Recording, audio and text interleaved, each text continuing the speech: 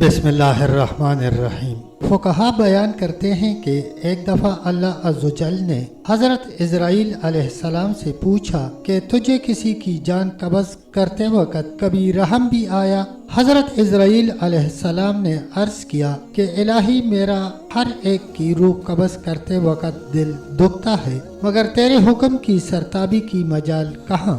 ہاں، ایک واقعہ ایسا گزرا ہے جس کا دکھ میں ابھی تک نہیں بھلا سکا۔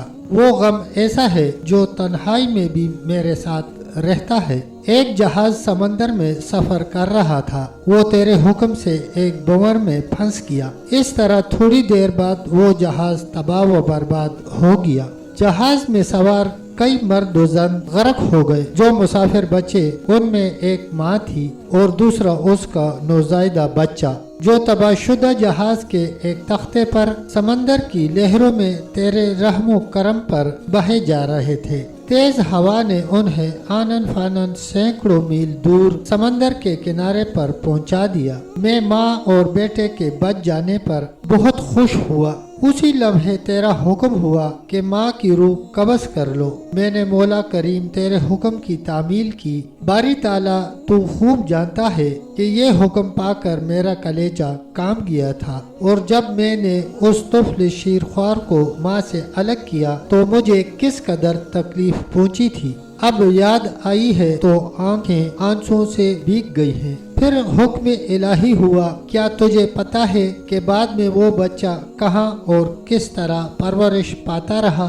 اسرائیل علیہ السلام نے عرض کیا، اللہ تعالیٰ عالم الغیب ہے، ظاہر اور باطن اس پر عیاں ہے۔ اللہ عز و جل نے فرمایا، ہم نے موج سمندر کو حکم دیا کہ اس لاوارث بچے کو اٹھا کر ساحل سمندر پر ڈال دے۔ ساحل کے قریب ایک سرسبز و شاداب جزیرہ تھا۔ ہم نے پھولوں کو حکم دیا کہ بچے کے نیچے بیج بچھا دیں۔ سورج سے کہا، اپنی تیز شعاؤں سے بچے کو محفوظ رکھنا۔ بادل کو کہا، بچے سے ذرا فاصلے پر برسے۔ درختوں کی شاخیں خود بخود جھک کر پھل اور ان کا رس اس کے منہ میں ڈال دیتی تھی۔ جزیرے میں ایک شیرنی کی ہم نے ڈیوٹی لگا دی، وہ روزانہ اسے دودھ پلاتی۔ شیرنی کے خوف سے کوئی جانور بچے کے پاس نہیں آ سکتا تھا۔ اس جزیرے میں ہم نے خوشنوا اور حسین پرندے بھیجے جو ہر وقت چہچہاتے تاکہ بچے کا دل پریشان نہ ہو۔ ہوا کو حکم دیا کہ اس پر سے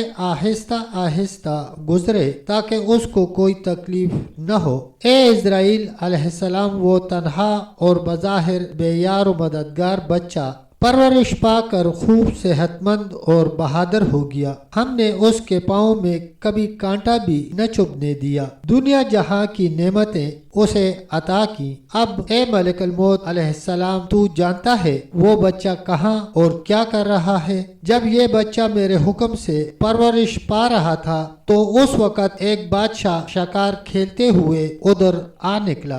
وہ خوبصورت صحت مند بچے کو دیکھ کر بہت خوش ہوا، اسے اٹھا کر اپنے محل میں لے گیا۔ ان کے ہاں کوئی اولاد نہ تھی، انہوں نے اسے اپنا بیٹا بنا لیا۔ بادشاہ کے مرنے کے بعد وہ اکیلا تخت و تاج کا مالک بن گیا، اور پھر غرور اور تکبر سے ہمارے بندوں پر ظلم کرنے لگا۔ ایسا سرکش نکلا کہ خود خدا بن بیٹھا، اپنے بت بنوا کر انہیں سجدے کرانے لگا۔ خاک کا فانی پتلا ہمارا شریک بن گیا۔ آخر ہم نے اس کی بہتری کے لیے اپنے خلیل ابراہیم علیہ السلام کو اس کے پاس بھیجا۔ اس ظالم نے ہمارے پیارے کو بھی آگ میں پھینک دیا۔ اسرائیل علیہ السلام نے عرض کیا، اے مخلوقات کے خالق، تیرے بے تو ہی جانے۔ میں اس سرکش بچے کی حالت سے بے خبر ہونے کی وجہ سے دل میں خیال اور ملال لاتا رہا۔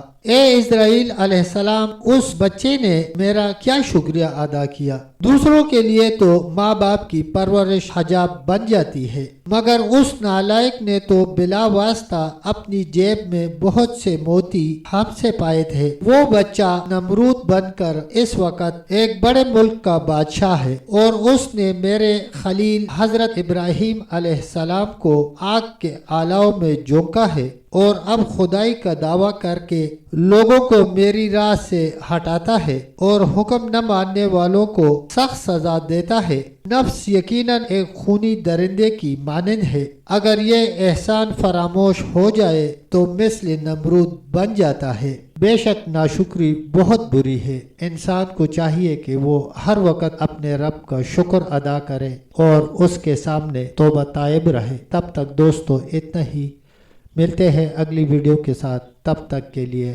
اللہ حافظ، اللہ نگہبان۔